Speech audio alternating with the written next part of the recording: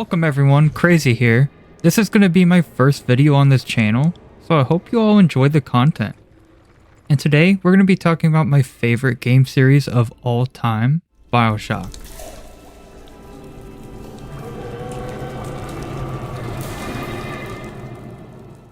I've recently gotten every single achievement and trophy in every Bioshock game on the Xbox and PlayStation. So needless to say, I'm a very big fan of the Bioshock series. It was during my recent PlayStation playthroughs of Bioshock that I couldn't help but wonder the possibilities of Bioshock being added to Dead by Daylight. And after doing some research, it turns out it is very possible that we could see a Bioshock chapter in the future. 2K Games are the publishers and license holders to the Bioshock franchise. They have been very open in the past to collaborating with other games. For example, 2K-owned video game franchise Borderlands has crossed over with Fortnite. Bioshock has also had a fair share of crossovers in the past. Little Big Planet has done 2 different promotions for Bioshock. Team Fortress 2 also has done multiple promotions adding in items into the game. Finally, PlayStation All-Stars Battle Royale, a Smash Bros type fighting game, added the Big Daddy as his very own playable character. The Big Daddy featured his own moveset with unique abilities. With the knowledge that 2K was willing to do such a big collaboration with this game makes it pretty clear that we could see this happen again with Dead by Daylight. It's also worth mentioning that Behavior Interactive, the developers of Dead by Daylight, have worked with 2K Games in the past. They helped develop the Borderlands Legendary Collection port on the Switch. Seeing as Behavior has done work for 2K in the past, makes it pretty clear that they could have a direct connection with them. This would make it very easy for them to talk about adding a chapter into the game. Bioshock is a very popular horror franchise. They have reportedly sold over 41 million copies. This proves that they certainly have a place in Dead by Daylight. It's also worth noting that Bioshock appeared on Behavior's satisfaction survey. This means that they are well aware of the game franchise and the potential it could hold for a chapter. In 2014, Irrational Games, the developers of Bioshock 1 and Infinite, shut down. Irrational lead Ken Levine went on to create Ghost Story Games under 2K. Ghost Story Games is currently working on the brand new game Judas. With Ghost Story Games busy with Judas, we have not seen a Bioshock game in multiple years. Some might be worried that because we haven't seen a Bioshock game in multiple years, this means we could not have enough hype to sustain a chapter. But good news is, Netflix recently announced that they are making a live-action Bioshock adaptation. Also, back in 2019, 2K game developer Cloudchamber announced that they are making the next Bioshock game in the franchise. They stated in the tweet that it will be in development for the next couple of years. Seeing as this was all the way back in 2019, this means we could have that game on the horizon. With a Bioshock movie and a brand new Bioshock game on the horizon, we could see a lot of hype growing for Bioshock. This would be a great time for Dead by Daylight to add Bioshock as a chapter. Now that I've discussed that this chapter could be possible, it's now important to talk about how this could be implemented. I'm going to start off my concept for this chapter with something we absolutely will need, and that is going to be the Big Daddy as a brand new killer. This will be the bouncer variant of the Big Daddy since it's the most iconic. In the selection menu, the killer name could be the Big Daddy, the Bouncer, or the Gatherer. I photoshopped this concept to show how natural the Big Daddy looks in Dead by Daylight and how well it can fit.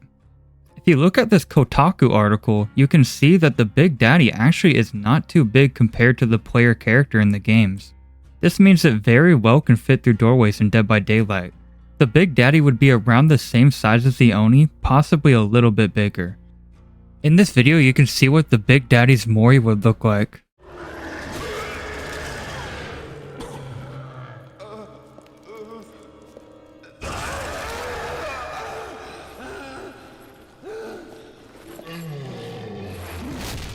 When the Big Daddy isn't performing a special action, its lights will remain yellow, and during a chase they will turn red signifying they are going after a threat, and they will also turn green during one of its abilities called Gathering. I think this will be an important detail to show that the Big Daddies have emotion. The simple attack will be very similar to what we see in Bioshock 2. The lunge attack will feature the drill spinning. The Big Daddy also has a special ability, Drill Dash. You will lunge forward with your drill, break any doors or pallets in your way, and it will also be an instant down. This has roughly a 25-second cooldown. Whenever you spawn in a match with the Big Daddy present, these little sister vents will appear randomly across the map. These vents will be placed against walls and will be pretty similar to things like the Onryo's TVs or the saw traps. When the Big Daddy reaches roughly 2 hooks, the vents will light up with 2 bright lights inside of them, signifying the Big Daddy can pick up a little sister. When the Big Daddy interacts with the vent, this quick animation will play. When the Big Daddy picks up a little sister, they will remain on their shoulder. During this time, if the Big Daddy downs anybody, they can gather the survivor. When you gather from a survivor, this quick animation will play. This will be a short 5-second animation. This will act very similar to placing a trap on a survivor as pig. After 2 successful gathers, you can place a little sister back in the vent. It will be glowing bright to signify that you can harvest them. After 2 successful gathers and after harvesting the little sister, the Big Daddy will unlock the ability Drill Rampage. This will allow the Big Daddy to have unlimited drill dash for around 20 seconds. I decided to skip perks for the Big Daddy because I personally think behavior would probably do a better job at balancing them. And now the skins for the Big Daddy. A skin we're going to have to need for them is going to be the Elite Bouncer. This is seen often in the game and features a harpoon instead of a drill and red accents. A fun idea I had would be a Blighted Big Daddy as a skin as well. Here's a quick concept I made. As you can see, it has a giant pustula flower on its drill tank. This skin will feature dripping blight all throughout the skin, barnacles, rust, and signs of wear and tear. And most importantly, as you can see underneath the Big Daddy's skin. If you don't know, the Big Daddy's skin is actually its armor because its skin was grafted onto it. As you can see from this concept image from Bioshock 2, we can see a quick glimpse of what their face looks like. I incorporated this into the concept. I also had a couple ideas that most likely would not work. One of them would be the Delta as a legendary skin. I believe this would not work because it's a slightly different skeleton from the normal Big Daddy. As you can see here, it does look a little bit closer to the bouncer once it's crouched over, but I still think it would be far too different to work as a skin. Another potential skin would be the Rosy Big Daddy. This concept works pretty well, except for the fact that the rivet gun would not work. We do see in the game that they do use the rivet gun as a melee weapon if you get too close to them, but I personally think the re-rigging of animations would be way too hard to add. Now for the survivor of this chapter. I personally think we wouldn't absolutely need a survivor, but it would be neat. I originally planned with choosing Jack for this. I did run into a problem though. In Burial at Sea, they choose to have Jack's face hidden with the shadow. This is very similar to how they hide Ethan's face in Resident Evil. Therefore, I don't think they would have Jack as a survivor because I think they want to have their face hidden. Because of this, I think Elizabeth would make for a perfect survivor. This will be Elizabeth's default skin. It's shown prominently in the promotion of the game, so I think it's probably her most iconic look and would be perfect. This would be her Songbird skin. This is how we see her in the first couple hours of the game, and therefore I think it needs to be a skin. Another skin we can have for Elizabeth would be the Noir skin. This is from Burial at Sea, and it's a very great iconic look for her, one of my favorites personally. Another fun idea would be the look we see towards the end of the game of one of the Elizabeth variants. We can call this Constants and Variables as a fun little reference to the game. Lastly, I think a Booker Legendary skin would make for a great addition. I also had an idea for adding a Comstock Legendary, but I personally think it would be weird to have Comstock as a survivor. I also had an idea for an old Elizabeth skin, but I think it looks too similar to her normal look. And because I wasn't able to do anything fun with the survivor for this, I decided to think of a perk. I normally don't do perks, because I personally think behavior would do a way better job at trying to balance these perks. I personally don't like to come up with perk ideas. But in this specific case, I think it's way too iconic of an ability for Elizabeth to not add, and that would be Tear. Tear would be a perk that would only activate after a certain amount of unhooked tokens, probably around 2 or 3.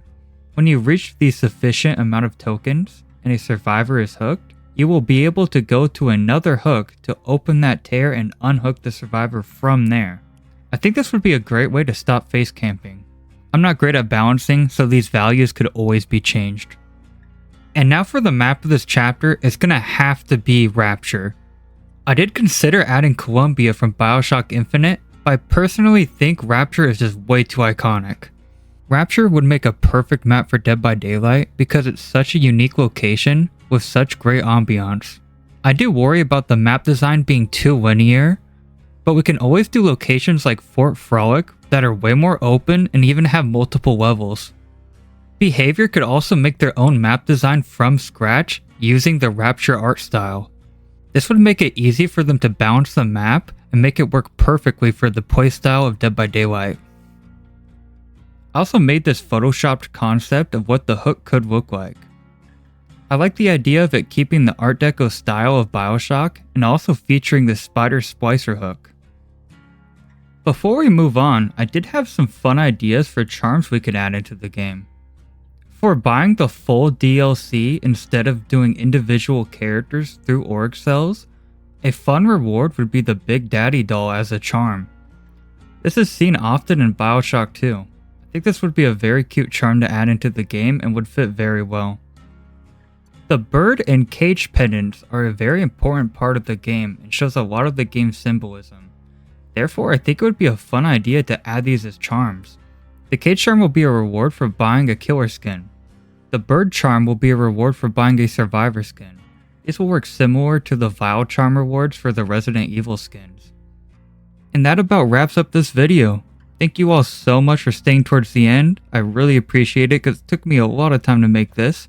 And I hope you all have a wonderful day and stay safe in the fog.